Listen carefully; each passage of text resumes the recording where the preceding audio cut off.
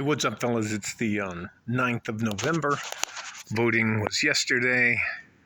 Pretty decent results, from my opinion. Beautiful blue sky. It'll probably be maybe 68, 69 degrees out here. Got the pool pimped out. I'll walk inside. I'm going to show you something, if you have the time, that'll save you a massive amount of money. And it has to do with buying a bulk piece of meat from like Costco or Sam's. I can't believe it isn't from it.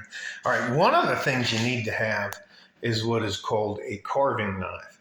And it's shaped this way because when you carve, you can, anyways, doesn't fucking matter. I'll show you. This is a piece of brisket. It is $36.33, and I will probably get, for my wife and I, at least 6 meals out of it. And I'm talking to making a little brisket in that. Now, I'm going to set you down because I finally learned how to use the pause button, and I'll pop it out of its packaging, and then we'll, the counter's all clean here. So it's a marble counter so that, anyways, it's just clean so I can lay the meat on it and that and carve it up. All right, I'm going to put you on pause. All right, I'm back. This is what $36 worth of meat looks like when you buy it in a big piece at Costco or at Sam's. Now, if you know how much a steak, a decent steak at any restaurant's at least $20 now. So that's a steak. That's 1 pound. So there's 10 times the amount of that beef here. Now I'm going to process it into stuff. And what I'll do is I use the fat. It's called a fat cap and the rest of that stuff. A lot of people just throw that stuff away, but I turn that into not quite tallow, but we use it as a oil to on the grill or to marinate stuff. And anyways, I hope this makes sense. All I'm trying to do is tell you that I know when you go to the store, I know it seems like, for example, if you buy a whole chicken as opposed to buying a chicken that's cut up, you'll get a better deal. This isn't rocket science. Now, I'm going to have to stop, again, pause, because I've learned how to use the pause button.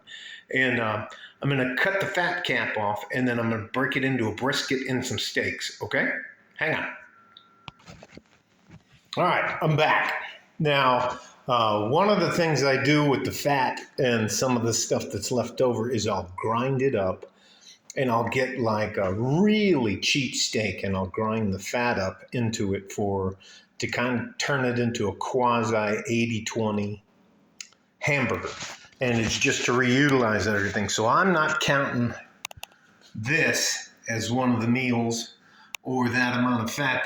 These 2 piles will be at least 2 more meals, but they'll be ground up into another meat so that you can buy a very lean piece of meat, which is pretty cheap and usually hard. But if you grind it up into like hamburger and you add the fat to it, it turns out just fine. So we figure we got 1, 2, 3, 4, 5, and that's stew meat, and that's 6. That'll be the little brisket.